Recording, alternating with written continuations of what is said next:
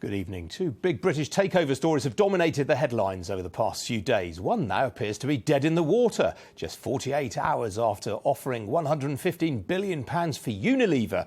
The US food giant Kraft Heinz abandoned its bid, leading to a slump in the latter's shares today.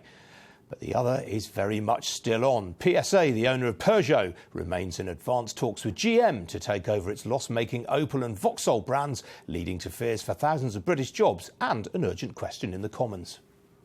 But the concern will be that this issue of this important company's future in Britain will become collateral damage in wider negotiations and deals regarding Brexit. And in the face of elections in France and Germany this year, does he think that nations will have to engage in an ever-rising bidding game in order to maintain production facilities in their own countries? If so, what will he do for British manufacturing? The two plants that we've been talking about are amongst the most efficient in Europe and therefore amongst the most efficient in the world.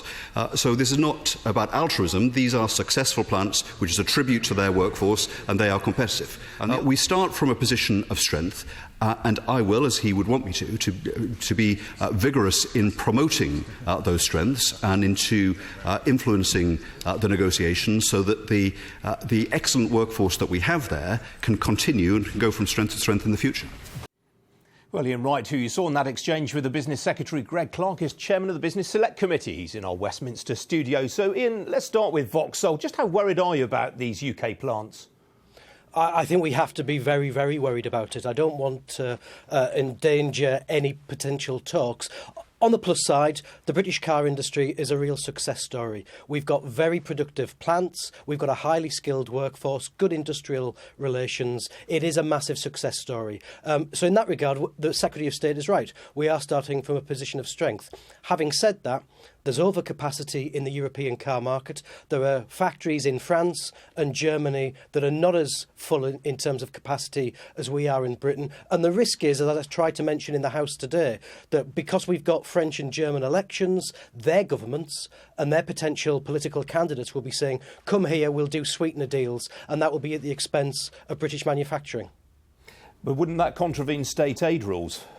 Well, it's interesting how sometimes, when we were a full member of the EU, we talked about state aid, but France and Germany can seem to get round it. And it is a part of what sort of incentives can be put in place to maintain and enhance production. I do worry about this. I do think it's a concern. And a wider point about Brexit, obviously one of the great attractions for car makers that have got multiple sites across different nations is the existence of the single market. We're not going to be part of that single market. And if you're moving parts of your supply chain, and then moving finished products out, that's going to be a real detriment to what could be built in Britain. Now, supporters of Brexit, though, might argue that being outside the EU means that we're not covered by state aid rules and therefore we're free to offer car makers like GM or Peugeot, if they take over Vauxhall, any incentives that we please. And that's why I said to the Secretary of State today, as part of a good, coordinated industrial strategy that emphasises the importance of British manufacturing and shows some of the strengths in British manufacturing, like our great automotive industry, what are we going to do to be able to back this for the long term? This is not a failing industry, Iain, and it's certainly not a failing company when it comes to British productive capacity. So what are we going to do to enhance this? So let's turn to Unilever now, Iain. Why do you think Kraft Heinz walked away just 48 hours after going public with this offer? I don't know, if I'm really honest. I'm not privy to some of the discussions.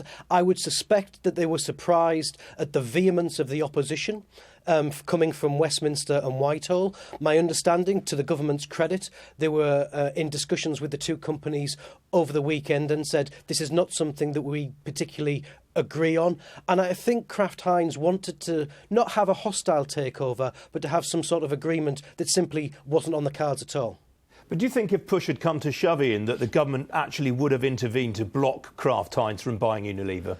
Well, if not with Unilever, Iain, then when would the government intervene? The government talks about a more active and interventionist industrial strategy that really backs Britain's business. And again, in a similar way to Vauxhall, this is not a failing company. Unilever is incredibly successful, investing for the long term, thinking about where did it need to be in the next 10 or 20 years, investing in research and development, exemplary when it comes to corporate governance. By any stretch of the imagination, this is not a failing company. So given that this could have been the second biggest takeover in corporate history, and given that it would mean cost cutting and jobs and research and production facilities moved out of the UK, well, I would have thought the government would have had to have acted. But did it have the powers to do so? So I think Theresa May will be mightily relieved that Kraft Heinz moved out of this by their own accord. But briefly, Ian, do you worry that there will be another situation like this? The pound has fallen so much. A lot of UK companies are now sitting ducks for foreign buyers, aren't they?